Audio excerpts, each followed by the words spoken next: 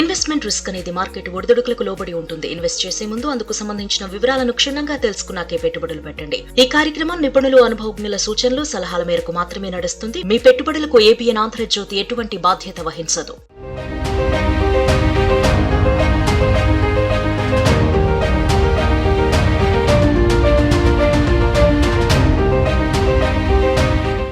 Welcome to money Mantra. Money మంత్ర కార్యక్రమంలో గడిచిన వారం ఈక్విటీలపైన దాదాపుగా వైండింగ్ అప్ సెషన్ లాగా చెప్పుకునేట్లుగా ఈక్విటీ మార్కెట్లో మంచి లాభాలు సంపాదించాలి అంటే ఇన్వెస్టర్లు చేస్తున్న తప్పులు, మన దగ్గరకున్న కొద్ది గొప్ప ప్రాసెస్ని డిపెండ్ అయిన ఇన్వెస్టర్స్కి వారి బ్యాక్గ్రౌండ్లో వారికి తెలియకుండా ఎన్ని చర్యలు చేపట్టబడుతున్నాయో వివరంగా చెప్పిన తర్వాత మీ నుంచి వచ్చినటువంటి స్పందన అపూర్వం అని చెప్పాలి. అందువల్ల మాకు ఇంకొక ఫీలింగ్ ఏమొచ్చిందంటే ఒక్క ఈక్విటీసే కాకుండా మ్యూచువల్ ఫండ్స్లో కూడా అందరూ అనుకున్నట్లుగా ఏదో ఒక మ్యూచువల్ ఫండ్ పేరు చెప్పి మీ చేత కొనిపించేసి మర్చిపోయే అవకాశం లేకుండా మీకోసం మ్యూచువల్ ఫండ్ గురించి కూడా బ్యాక్గ్రౌండ్లో ఏమి జరుగుతుందో చెప్పడానికి ఈ చర్యని ఈరోజు చేపట్టడం జరిగింది. ఇందులో ప్రధానంగా యశ్వంత్ కూడా నాతో పాటు స్టూడియోలో ఉండి దాని గురించి కొన్ని వివరాలు అందించడానికి రెడీగా ఉన్నారు. మ్యూచువల్ ఫండ్స్లో టాపిక్ గురించి మనం మాట్లాడాలి అంటే ప్రతి ఒక్కళ్ళ మనసులో వచ్చే డౌట్ ఏంటంటే ఎన్నో మ్యూచువల్ ఫండ్స్ ఉన్నాయి కదా, ఈక్విటీలో కూడా ఏది కొనుక్కోవాలి అని అడుగుతుంటారు. ఏమీ తెలియక న్యూస్ పేపర్లో హెడ్డింగ్ చూసో, లేకపోతే ఫ్రెండ్స్ చెప్పారనో, లేకపోతే మీకు తెలిసిన మ్యూచువల్ ఫండ్ డిస్ట్రిబ్యూటర్ 20 ఏళ్లుగా పరిచయం ఉన్నాడు కాబట్టి అతనికి నాలెడ్జ్ లేకపోయినా అతని మాటకి గౌరవం, అతని యొక్క వ్యక్తిత్వానికి గౌరవం ఇచ్చి ఆయన మాట ప్రకారం మన డబ్బులు కూడా అందులో పెట్టుకుందాం అనుకోవటం చేస్తూ ఉంటారు. అవన్నీ కూడా కరెక్టో తప్పో చెప్పాలి అంటే కొద్దిగా వివరాలు మీకు అందాలి. గడిచిన కొన్ని ప్రోగ్రాంలో మేము అది చెప్పడం జరిగినా స్థూలంగా మ్యూచువల్ ఫండ్స్ గురించి, ఈక్విటీస్ గురించి కవర్ చేసినట్టుగానే మ్యూచువల్ ఫండ్స్ పైన కూడా ఒక సమగ్రమైన అవగాహన ఇవ్వడానికి వీలుగా యశ్వంత్ని ఆ టాపిక్ని ప్రారంభించవలసిందిగా కోరుతున్నాను. రైట్ ప్రసాద్ గారు. సో బేసికలీ నా ఉద్దేశం ఏంటంటే ట్రెడిషనల్గా ఇన్వెస్ట్మెంట్స్ మ్యూచువల్ ఫండ్స్లో చేయాలంటే ఎటువంటి స్టెప్స్ తీసుకుంటారు ఇన్వెస్టర్స్, నార్మల్గా వాళ్ళు చూసే న్యూస్ ఏంటి, చూసే ఆర్టికల్స్ ఏంటి, ఆ తర్వాత చేసే ఇన్వెస్ట్మెంట్స్ కూడా ఏ బేసిస్ పైన ఉంటుందో కూడా చెప్పే ప్రయత్నం చేస్తా. ఆ తర్వాత ఒక ప్రాసెస్ కనుక మనం ఈక్విటీస్లో కవర్ చేసినట్టు మ్యూచువల్ ఫండ్స్లో కూడా మన ప్రాసెస్ని కనుక అడాప్ట్ చేసుకోవాలంటే ఆ రూల్స్ ఎలా ఉండాలి, ఆ రూల్స్ వల్ల వచ్చే లాభాలు ఎలా ఉంటాయో కూడా చెప్పే ప్రయత్నం ప్రసాద్ గారు కంక్లూడ్ చేస్తారు. So first and foremost screen share చేస్తూ I will go over the topic. So ట్రెడిషనల్గా మ్యూచువల్ ఫండ్స్ సెలెక్ట్ చేసేటప్పుడు ఇన్వెస్టర్స్ ఏం చేస్తారంటే ఇయర్లీ టాప్ పెర్ఫార్మర్స్ అని చూస్తూ ఉంటారు. అంటే మనం ఎప్పుడైనా సరే మనం కూడా ఏదైనా ఇప్పుడు ఇన్వెస్ట్ చేయాలో లేకపోతే ఏదైనా వస్తువు కొనాలంటే ఈ మధ్యకాలంలో లేకపోతే ఈ దగ్గర సమయంలో ఏదైనా బెటర్ రివ్యూస్ ఇచ్చినవి ఏమైనా ఉంటే వాటి వైపు దృష్టి పెట్టడం వెరీ నార్మల్. సో అలాగే మ్యూచువల్ ఫండ్స్ కూడా టాప్ 1 year పర్ఫార్మర్. ఎందుకంటే ఇవాల్టి రోజు జనవరి 20th నాటికి ఇన్వెస్ట్ చేయాలంటే జనవరి 20th లాస్ట్ ఇయర్ ఇన్వెస్ట్ చేసి ఇప్పటి వరకు ఏది నాకు బెస్ట్ రిటర్న్స్ వచ్చిందో చెప్పే ప్రయత్నం చాలా న్యూస్ లేకపోతే ఈ వెబ్ ప్లాట్ఫామ్స్లో ఈజీలీ అవైలబుల్ 1 year రిటర్న్స్ ఉంటాయి. అది చూసి నిర్ణయించుకునే ప్రయత్నం చేస్తారు ట్రెడిషనల్గా ఇన్వెస్టర్స్ మ్యూచువల్ ఫండ్స్కి వచ్చేసరికి. తర్వాత డైవర్సిఫికేషన్ కోసం పాటుపడుతుంటారు. అంటే డైవర్సిఫికేషన్ ఎంత important, don't put all your eggs in one basket, ఇవన్నీ చాలా చూస్తూ ఉంటాం. ఆ డైవర్సిఫికేషన్కి చాలా ఫోకస్ ఇస్తూ ఉంటారు. ఆ డైవర్సిఫికేషన్ భాగం కాస్త అంటే లార్జ్ క్యాప్ కాస్త, మిడ్ క్యాప్ కాస్త, స్మాల్ క్యాప్ కాస్త, థీమాటిక్, సెక్టర్ ఫండ్స్, ఈఎల్ఎస్ఎస్ అంటే different sector kind of funds ఒక్కొక్కటిలో కొంచెం ఇన్వెస్ట్ చేస్తూ ఉంటారు. అది కూడా బేస్డ్ ఆన్ ఏఎంసీ, ఒక్కోసారి based on fund manager, based on distributor. అంటే డిస్ట్రిబ్యూటర్ ఇందాక ప్రసాద్ గారు చెప్పినట్టు మన దగ్గర వారైతే వారి కైండ్ ఆఫ్ ఎనాలిసిస్కి వాల్యూ ఇచ్చి, వారి మంచికి వాల్యూ ఇచ్చి, వారి మంచి కోరుతారు అనుకుని వాల్యూ ఇచ్చి దాని మీద ఇన్వెస్ట్ చేయడం ట్రెడిషనల్గా చేసే స్టెప్స్ ఇవి. కానీ డైవర్సిఫికేషన్ కూడా దానికి కూడా ఒక లిమిట్ ఉంటుంది. నిజం చెప్పాలంటే చాలా స్టడీస్ చేస్తున్నాయి ఈ టాపిక్, కోరిలేషన్, కోవేరియన్స్ అని. It is a deeply technical subject which has been studied a lot. 30 companies కంటే ఎక్కువ దాటితే నిజానికి డైవర్సిఫికేషన్ బెనిఫిట్ ఇంకా రాదు మనకి. యాజ్ ఎ ఇన్వెస్టర్ మనకి అవసరం లేదు 30 కంటే ఎక్కువ. ఆ 30 కంపెనీల్లో డైవర్సిఫై చేసుకుని ఉండాలి, కానీ 30 కూడా ఏది మొత్తం తీసుకెళ్ళి ఒక ఇండస్ట్రీ 2 ఇండస్ట్రీలో ఉండకూడదు. ఆ 30 కంపెనీలు ఉంటే మాత్రం దాన్ని మించి డైవర్సిఫికేషన్ వచ్చే అవకాశాలు, వచ్చే లాభం కూడా చాలా తక్కువ. కానీ వాస్తవానికి మ్యూచువల్ ఫండ్స్ ఎలా ఉంటాయి, ఒక్కొక్క స్కీమ్లో around 100 or more than 100 stocks ఉంటాయి. అంటే ఆ డైవర్సిఫికేషన్ బెనిఫిట్ కూడా మనం మించిపోయి, అంటే ఫండ్ మేనేజర్ అంత యొక్క మొత్తాలు తీసుకుని ఇన్వెస్ట్ చేయాలంటే he needs big amount of stock basket. కాబట్టి ఆయన ఒక రెగ్యులేషను, ఆయన ఒక రూల్స్ పాటించాలి కాబట్టి ఆయన ఇన్వెస్ట్ చేస్తారు. కానీ మనకి రిటర్న్స్ రావాలంటే ఆ 100లో ఎన్ని పెరిగితే మనకి రిటర్న్స్ రావాలో కూడా మీరు అర్థం చేసుకుని కొంచెం క్వశ్చన్ చేసుకోవాల్సిన అవసరం కూడా ఉంది. అదే కాకుండా మ్యూచువల్ ఫండ్స్లో మీకు మోస్ట్ ఇంపార్టెంట్గా రిటర్న్స్ నిఫ్టీ కంటే బెటర్గా వస్తున్నాయా లేదా, అంటే ఇన్ని డిఫరెంట్ కైండ్ ఆఫ్ స్కీమ్స్ చూసాం. లార్జ్, మిడ్, సెక్టరు, ఏదైనా సరే స్పెషల్ ఫోకస్డ్ ఫండ్ అంటారు, లేకపోతే ఒక స్పెసిఫిక్ ఇండస్ట్రీ ఫండ్, చాలా different categories of investors, different categories of schemes ఉన్నాయి. At the end of the day returns వచ్చాయా, అది కూడా నిఫ్టీ కంటే పెడితే బెటర్గా వచ్చిందా లేదా అని కూడా అసెస్ చేసుకోవాలి, దాన్ని బట్టి నిర్ణయాలు మార్చుకోవాలి. అండ్ లాస్ట్కి ఇయర్కి మనం ఎంత యాక్చువల్గా మనం అవుట్ ఆఫ్ పాకెట్ డబ్బులు ఇవ్వట్లేదే కానీ మన ఇన్వెస్ట్మెంట్ ద్వారా ఆల్రెడీ ఫీజు కడుతున్నాం మ్యూచువల్ ఫండ్స్కి. ప్రతి ఒక్క మ్యూచువల్ ఫండ్కి రెగ్యులర్ ప్లాన్లో కూడా అలాగే డైరెక్ట్ ప్లాన్లో కూడా ఎక్స్పెన్స్ రేషియో అనేది ఉంటుంది. ఆ రెగ్యులర్ ప్లాన్కి ఏమో దాని ఎక్స్పెన్స్ రేషియో యూజువల్గా అరౌండ్ 90 basis points. నేను అనేది equity schemes, but around 90 to 100 basis points higher than direct plans ఉంటుంది. అది ఎక్కడికా అంటే మ్యూచువల్ ఫండ్ డిస్ట్రిబ్యూటర్స్కి లేకపోతే వారి ప్రమోషన్కి వాడే ఖర్చు. అండ్ మనం యాజ్ ఎ ఇన్వెస్టర్ ఎంత పెట్టినా దాంట్లో ఇవ్వాల్సిన 1.5 to 2.5% వరకు ఉండే ఎక్స్పెన్స్ రేషియోలో మన ద్వారా మనం ఫీజు చెల్లిస్తున్నాం regardless of the performance of the scheme. So ఏం చేస్తారంటే మనం ఇందా చెప్పినట్టుగా 1 year టాప్ పెర్ఫార్మర్ కనుక చూసి ఒక ట్రెడిషనల్గా మనం ఇన్వెస్ట్ చేసినట్లయితే ఎలా ఉంటాయి జర్నీస్ అని కూడా మనం పాత అరౌండ్ 2-3 months బ్యాక్ కవర్ చేసాం. కానీ క్విక్గా రిఫ్రెషర్ ఇస్తా. అంటే అరౌండ్ 2011 February నాటికి చూసి అగైన్ ఈ అసెస్మెంటే చేసుకుంటూ లాస్ట్ 1 yearలో ఎవరు బెస్ట్ పెర్ఫార్మర్ అని చూస్తే HDFC ఫ్లెక్సీ క్యాప్ ఫండ్ వచ్చేసి ర్యాంక్ లాస్ట్ 1 yearలో సెకండ్ ర్యాంక్లో ఉండింది.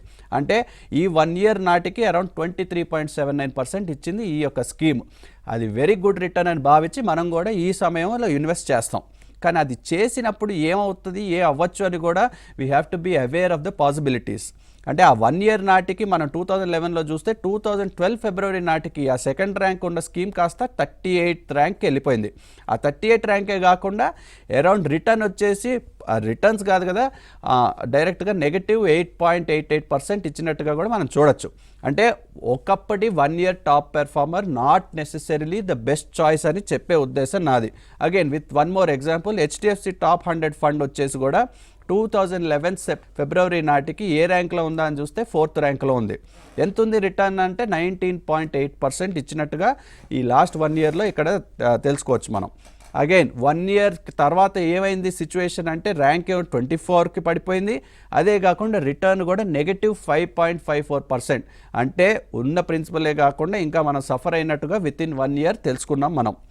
ఇప్పుడు 1 year మరీ షార్ట్ ఫ్రేమ్ అండి. 3 yearsలో అసలు ఎలా ఉంది పర్ఫార్మెన్స్ కూడా మనం అసెస్ చేసి చూస్తే ఈ టాప్ 5 ఏవైతే ఉన్నాయో, ఈ 1 year టాప్ పెర్ఫార్మెన్స్లో ఉన్న టాప్ ర్యాంక్స్ ఏవైతే ఉన్నాయో వారి నెక్స్ట్ 3 years CAGR ఎంత అంటే బాగానే వచ్చినట్టు. అరౌండ్ UTI MNC కాస్త 10%, ఆదిత్య బిర్లా వచ్చేసి 9.8% వచ్చినట్టుగా చూస్తున్నాం. కానీ ఇక్కడ మోస్ట్ ఇంపార్టెంట్గా around 3 schemes have done less than Nifty. కింద చూపించింది నిఫ్టీలో, జస్ట్ నిఫ్టీలో కేవలం ప్యాసివ్గా వెళ్ళి ఏ ఈటీఎఫ్లో పెట్టినట్లయితే కూడా మనకు వచ్చేది 3.69%. అంటే 60% కంటే ఎక్కువ నిఫ్టీయే బెటర్గా పెర్ఫామ్ చేసినట్టుగా మనం ఇక్కడ చూడొచ్చు. So 1 year best performer just plain and simple అదే ఆధారంగా తీసుకుని ఇన్వెస్ట్ చేయటం కరెక్టా కాదా అంటే this number should give you some suggestions that alone should not be enough. So ఇప్పుడు అదే కాకుండా ఇంకొంచెం డిఫరెంట్ టైం ఫ్రేమ్, 2011 మరీ పాతకాలం అండి. ఈ బుల్ రన్లో లేకపోతే 2020 తర్వాత చెప్పండి అని చాలామంది, అంటే ఐఎమ్ షూర్ అందరి మైండ్స్లో కూడా అదే ఉంటుంది. So Kotak small cap fund బ్రహ్మాండమైన పర్ఫార్మరు. 2021 December నాటికి చూస్తే ఫస్ట్ ర్యాంక్లో ఉంది. ఆ 1 yearలో 78.3% ఇచ్చింది. అఫ్ కోర్స్ కోవిడ్ తర్వాత వచ్చిన రిటర్న్సే కాబట్టి చాలా ఫండ్స్ బాగా పెర్ఫామ్ చేసినాయి. కానీ వాటిల్లో కూడా బెస్ట్ ఏంటా అంటే Kotak small cap fund which gave 78%. Again 2022 నాటికి సేమ్ 1 year టైం ఫ్రేమ్లో ఏవైనా సిచ్యువేషన్ అని చూస్తే ర్యాంక్ వచ్చేసి అమాంతం 104కి పడింది. అంటే 1 yearలోనే ఫస్ట్ ర్యాంక్ ఉన్న స్కీమ్ కాస్త 104లో పడింది. ఆ రోజు చూస్తే అసలు it won't be even in the page, అంటే అదే పేజ్లో కూడా ఉండదు ఆ టాప్ ర్యాంక్స్లో ఇన్వెస్ట్ చేయాలనుకుంటే.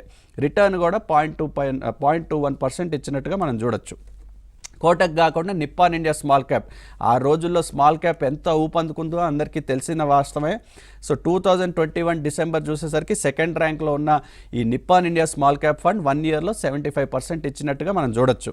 అగైన్ 1 year దాటితే అది అరౌండ్ అంటే కోటక్లా కాకుండా అమాంతం డైరెక్ట్గా 100 కాదు కానీ 12th ర్యాంక్కి పడిపోయి రిటర్న్ ఎంత వచ్చిందా అంటే ఒక రెస్పెక్టబుల్గా 15.58% ఇచ్చింది.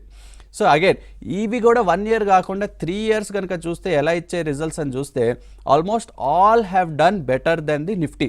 ఆ టాప్ 5 ర్యాంక్స్ ఏవైతే ఉన్నాయో 1 yearలో కాస్త పూర్ పర్ఫార్మెన్స్ ఇచ్చినాయే కానీ ఆ తర్వాత చూస్తే నెక్స్ట్ 3 yearsలో నిఫ్టీ కంటే బెటర్గా పర్ఫామ్ చేసినాయి. అంటే నా ఉద్దేశం ఏంటంటే when market is good A scheme అయినా సరే అవుట్ పర్ఫార్మెన్స్ చేసే అవకాశాలు ఎక్కువ ఉంటాయి. అదే ఆ స్కీమ్ యొక్క గొప్పతనమే కాదు కానీ ఓవరాల్ బ్రాడర్ సెంటిమెంట్ వల్ల జనరల్గా వచ్చిన పర్ఫార్మెన్స్ అని అర్థం చేసుకోవాలి. మనం కూడా కాషియస్ అప్రోచ్ తీసుకుని మార్కెట్ బాగున్నప్పుడు యూజువల్గా ఎక్కడ పెట్టినా కొద్ది గొప్ప రిటర్న్స్ వస్తాయి. అంటే few percentage points here and there suffer అవుతామే కానీ ఓవరాల్గా నెంబర్స్ బాగుంటాయి. కానీ అగైన్ మార్కెట్ ఎప్పుడు బాగుంటుందా అంటే మనం ఈ లాస్ట్ ఫ్యూ మంత్స్లో కూడా కవర్ చేస్తూ ఉన్నాం. More than 50% of the time కాస్త మార్కెట్ కరెక్షన్కి దగ్గరలో ఉంటుంది. అదే జరుగుతుంది ఈ డిసెంబరు నవంబర్ నాటి నుంచి. మార్కెట్ ఈజ్ ఇన్ 10% కరెక్షన్, అంటే ఇండెక్స్ పీక్ నుంచి 10% కరెక్ట్ అయి ఉంది. ఇటువంటి సమయంలో 2011లో ఏదైతే మనం టాప్ 1 year పర్ఫార్మెన్స్ తీసుకుని ఇన్వెస్ట్ చేస్తే ఎలా ఉండేదో మన సిచ్యువేషన్ మనం చూసున్నాం. So we have to be very wise and be very careful when choosing the right mutual funds. So ట్రెడిషనల్గా ఇన్వెస్టర్స్ చేసే ఎక్సర్సైజ్ ఏంటి, మ్యూచువల్ ఫండ్స్లో కనుక ఇన్వెస్ట్ చేస్తే ఎలా ఉంటుందన్నో చెప్పే ప్రయత్నం నేను చెప్పాను. సో ఇన్ జనరల్ ఈ చర్యలు తీసుకుని మనం కనుక ఈక్విటీస్ లాగా మ్యూచువల్ ఫండ్స్లో కూడా ఒక ప్రాసెస్ అడాప్ట్ చేసుకోవాలంటే 1 year పర్ఫార్మెన్స్ మెజర్ చేసి ఇన్వెస్ట్ చేయడం కరెక్ట్ కాదని తెలుసుకుంటే మనం కొనుక్కునేటప్పుడు ఒక స్ట్రాటజీ లేకుండా పేపర్లో హెడ్లైన్స్ చదివో వాళ్ళ మాట వీళ్ళ మాట వినో మనం మాత్రం ఏమీ అనాలిసిస్ చేయకుండా మ్యూచువల్ ఫండ్స్లో పెట్టుబడి పెడతాం, మనకు మాత్రం లాభాలు కుప్పలుగా రావాలని ఎక్కువ మంది ప్రజానీకం కోరుకుంటున్నారు. దానికి కారణం పెద్ద పెద్ద సెలబ్రిటీస్ అందరూ కూడా ఒక రకంగా మిమ్మల్ని మిస్లీడ్ చేయడమే. మ్యూచువల్ ఫండ్లో పెడితే బిందాస్గా ఉండొచ్చు అన్నట్టుగా చెప్తూ ఉంటారు. అది నిజమో కాదో ఆల్రెడీ యశ్వంత్ చెప్పాడు. కాబట్టి అంటే మా ఉద్దేశం మ్యూచువల్ ఫండ్కి నెగిటివ్గా మాట్లాడటం కాదు. మ్యూచువల్ ఫండ్లోనైనా కూడా మనం జాగ్రత్త వహిస్తే మనకి రిటర్న్స్ వస్తాయి, అంటే మెరుగైన రిటర్న్స్ వస్తాయి. అలా కాకుండా గ్రుడ్డిగా కేవలం వాళ్ళు వీళ్ళు చెప్పారని కొనుక్కుని అందులోనే మగ్గిపోతుంటే మీకు రిటర్న్స్ నిఫ్టీ కన్నా ఎక్కువ వచ్చే అవకాశాలు బాగా తక్కువ. పైగా ఇంటర్నేషనల్గా ఉన్న స్టాటిస్టిక్స్ చూస్తే 60-70% వరకు మ్యూచువల్ ఫండ్స్ వాటి యొక్క బెంచ్ మార్క్లను బీట్ చేయటం లేదు అని గూగుల్లో మీకు వెతికితే ఇబ్బడి ముబ్బడిగా సాక్ష్యాలు దొరుకుతాయి. అంటే ఒక బూమ్ పీరియడ్లో వదిలేయాలి. ఎందుకంటే బూమ్ పీరియడ్లో మీరు కొనుక్కున్నా నేను కొనుక్కున్నా మ్యూచువల్ ఫండ్ కొన్నా ఇండెక్స్ కన్నా మెరుగ్గానే వస్తాయి. కానీ మిగతా సమయాల్లో మాత్రం ఎక్కువ సార్లు ఇండెక్స్ కన్నా కూడా తక్కువ రిటర్న్స్ వస్తాయి. అందువల్ల ఎక్కువ మంది ప్యాసివ్ ఫండ్స్కి అంటే ఎక్స్చేంజ్ ట్రేడెడ్ ఫండ్ అని ఇండెక్స్ ఫండ్స్ అంటే నిఫ్టీ ఫండ్స్లో కొనుక్కోవడం మొదలుపెట్టారు. అది మంచిది కాదు. ఎందుకు మంచిది కాదు అంటే మనకి అందుబాటులో ఉన్న అవకాశాలను వాడుకోవాలి. ఇక్కడ ప్రధానంగా మొదట హాఫ్లో ఇవాళ కవర్ చేసిన ప్రోగ్రాంలో మీరు తెలుసుకున్న వీక్ పాయింట్ ఏంటి? మనం కొన్న మ్యూచువల్ ఫండ్ ఇవాళ మంచి ర్యాంక్ అనుకుంటే తర్వాత క్రమంలో విపరీతంగా పడిపోతాం 1 year సమయంలో. అలా పడిపోకుండా ఉంటే బాగుంటుంది అని మొట్టమొదటి ఒక అంశం ఉండాలి. రెండవది అటువంటి పద్ధతి కనుక మనకు తెలిసి అంటే మనం మంచి ర్యాంక్ అని మన ఓన్ ర్యాంకింగ్ కనుక లెక్క వేసుకుని మన ర్యాంక్ ప్రకారం కొనుక్కుంటే ర్యాంకు త్వరగా తగ్గదు అంటే మనకు భయం రాదు అంటే అమ్మవలసిన అవసరం లేదు. మనం అమ్మవలసిన అవసరం లేదు అంటే మనకు 1 year లోపల అమ్మితే ఎగ్జిట్ లోడ్ పడదు. పైగా మ్యూచువల్ ఫండ్ ఇన్వెస్టర్లు అందరూ ఎప్పుడు తరచుగా మాకు చెప్పేది ఏంటంటే ఎక్కువ రోజులుగా మొదట్లో కనుక అమ్మేస్తే క్యాపిటల్ గెయిన్స్ వస్తాయండి అంటారు. మీకు క్యాపిటల్ గెయిన్స్ అంటే మీకు వచ్చిన లాభం మీద కట్టే ట్యాక్స్. ముందు లాభం ఉండాలి, లాభం వస్తే ట్యాక్స్ కట్టడానికి మీకు బాధ ఉంది. కానీ ఆ లాభమే కరిగిపోతున్నా కూడా ఊరుకుంటారా ట్యాక్స్ సేవ్ చేద్దామని? అంటే లాభం అంతా కరిగిపోయి నష్టాల్లోకి వెళ్ళటం మంచిదా, లేక వచ్చిన లాభాన్ని ట్యాక్స్ కట్టేసి మళ్ళీ మనం ఈ కంపెనీని మ్యూచువల్ ఫండ్ ఎలా అయితే తక్కువలో కొన్నామో ఇంకొక మ్యూచువల్ ఫండ్ మంచి అందుబాటులో ఉంది కాబట్టి అది కొనుక్కోవటం మంచిదా అంటే ఏమాత్రం ఆలోచన చేసే తెలివైన ఇన్వెస్టర్కైనా ఖచ్చితంగా నేను చెప్పిన రెండవ ఆల్టర్నేటివ్ మంచిది అనిపిస్తుంది. ఇప్పుడు నేను ఏం చేస్తానంటే ఆ 1 year ర్యాంకుల పెర్ఫార్మెన్స్ తలకిందులైపోతున్నాయి కాబట్టి బొర్లబడుతున్నాయి కాబట్టి అలా కాకుండా మేము చేసినది ఏంటంటే ఒక పేటెంటెడ్ సిస్టమ్ లాగా మాకు ఒక ర్యాంకింగ్ ప్రాసెస్ ఉంది. ఆ ప్రాసెస్ గురించి బ్రీఫ్గా ఎక్స్ప్లెయిన్ చేసి ఎగ్జాంపుల్స్ కూడా మీకు చూపిస్తాను. అంటే ఈ ప్రాసెస్లో ఒకసారి ఎవరైనా మ్యూచువల్ ఫండ్ కొనుక్కుంటే ఎన్ని రోజులు అమ్మవలసిన అవసరం లేకుండా టాప్ ర్యాంకుల్లో కంటిన్యూ అవుతుందో చూపిస్తాను. దానివల్ల మన ప్రాసెస్ ఫాలో అయితే మీరు మ్యూచువల్ ఫండ్ మార్చక్కర్లేదు ఇప్పటి వరకు మీరు చేస్తున్న పద్ధతిలాగానే. కానీ ఇప్పటి వరకు చేస్తున్న పద్ధతిలాగా కాకుండా మన మ్యూచువల్ ఫండ్ మంచి ర్యాంకుల్లోనే ఉండటం, మనకి మెరుగైన రిటర్న్స్ రావటం, ఏ సమయంలో చూసినా ఇండెక్స్ కన్నా ఎక్కువ వచ్చే అవకాశాలు కూడా ఎంత పుష్కలంగా ఉంటాయో చెప్పే ప్రయత్నం ఈరోజు చేయబోతున్నాను. ఇప్పుడు ఆ ప్రాసెస్ గురించి వివరాలు తెలుసుకోవడానికి వీలుగా నా స్క్రీన్ షేర్ చేసి మీకు కొన్ని విషయాలు చెప్తాను. ఇక్కడ ప్రాసెస్లో మనం మొట్టమొదటి చేసే పని ఏంటంటే అన్ని మ్యూచువల్ ఫండ్స్కి ర్యాంకులు వేయటం మొదటి పని. ఆ తర్వాత మీరు వచ్చినా, మీ యొక్క సహచరుడు వచ్చినా, నేను కొనుక్కుంటున్నా, నా ఫ్యామిలీ మెంబర్స్ కొనుక్కుంటున్నా కూడా ఎవరికైనా సరే కొనుక్కోవడం తేలికైన విషయం కాబట్టి అందరికీ టాప్ 1, 2 మ్యాక్సిమం 3 అంటే బాగా పెద్ద అమౌంట్ అయితే 3 స్కీములు, ఎన్ని కోట్లు పెట్టినా కూడా 3 స్కీములే కొంటాము. ఒకవేళ కనుక చిన్న అమౌంట్ అయితేనేమో 1 స్కీమే కొంటాము, కొద్దిగా పెద్ద అమౌంట్ అయితే 2 స్కీములు, అంటే 1, 2, 3 స్కీములు కన్నా ఎవరికి కొనకుండా ఉంటాం కాబట్టి ఆ టాప్ ర్యాంకులో ఉన్నాయి మాత్రమే కొనడం జరుగుతుంది. కొన్న తర్వాత ఏం చేస్తాం, మీకు కొన్న స్కీము ఒకవేళ కనుక మీ అమౌంట్ పెద్దదైపోయి 3 స్కీములు కొంటే 1, 2, 3 ర్యాంకుల్లో ఈక్వల్గా ఇన్వెస్ట్ చేయమని చెప్తే మీరు ఆల్రెడీ ఇన్వెస్ట్ చేసుకుంటే ఈ 3 ర్యాంకులు టాప్ 1, 2, 3లోనే ఉండనవసరం లేదు. టాప్ 10 ర్యాంకుల్లో ఉన్నంతకాలం ఏమీ మార్పు ఉండదు. అంటే మీరు గమనించాల్సిందేంటి, మనం కొనుక్కునేటప్పుడు ఉన్న ర్యాంకు బాగా పడిపోకూడదు. అంటే ఇవాళ 1వ ఉన్న ర్యాంకు రేపు 100వ ర్యాంక్ వెళ్ళిపోయింది అనుకోండి, మనకి గుండె జారిపోతుంది. అలా జరగకుండా ఉండటానికి వీలుగా ఈ టాప్ 1, 2, 3లో మనం కొన్నవి 10th ర్యాంక్ కన్నా కిందకి పడకపోతే ఏ మార్పు ఉండదు. అది మీరు గుర్తుంచుకోండి. ఒక్క నిమిషం ఆగితే దాని యొక్క ప్రాముఖ్యత ఏంటో మీకు నేను ఖచ్చితంగా వివరాలతో సహా చూపిస్తాను.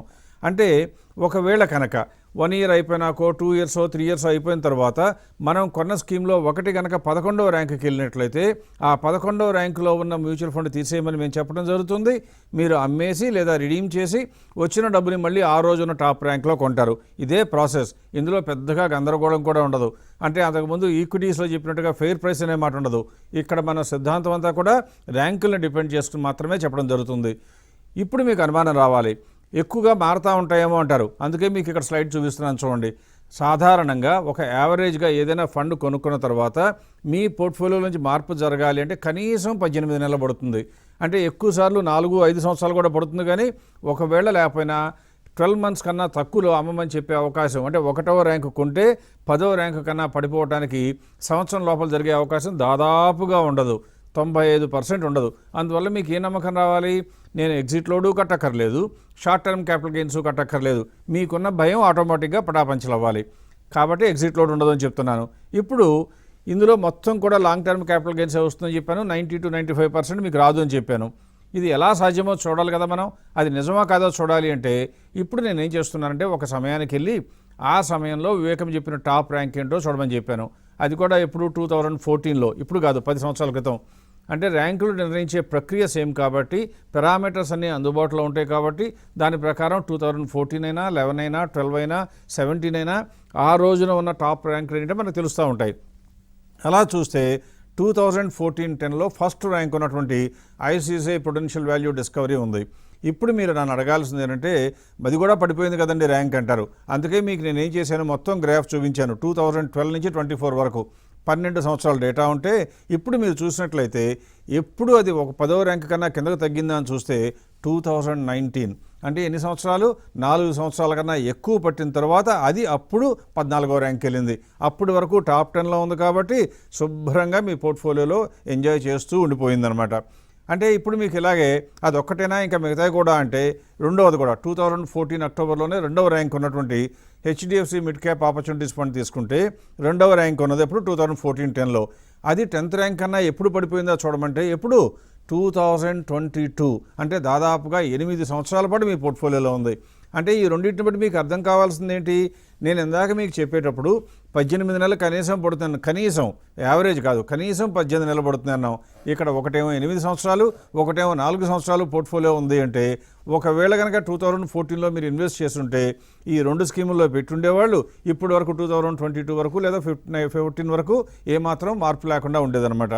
ఇన్ని తెలిసిన తర్వాత సార్ పోర్ట్ఫోలియోలో కొన్న మ్యూచువల్ ఫండ్ మారక్కర్లేదు అంటున్నారు కానీ మాకు లాభాలు వస్తాయా అంటారు. అందుకే చివరిలో రెడ్ కలర్లో రాశాను చూడండి. ఇలా ప్రాసెస్ని ఫాలో అయిపోయి మీరు ర్యాంకులు చేసిన వాటినే కనుక కొనుక్కుంటే నాకు నిఫ్టీ కన్నా ఎప్పుడైనా లాభాలు వస్తాయా అంటారు.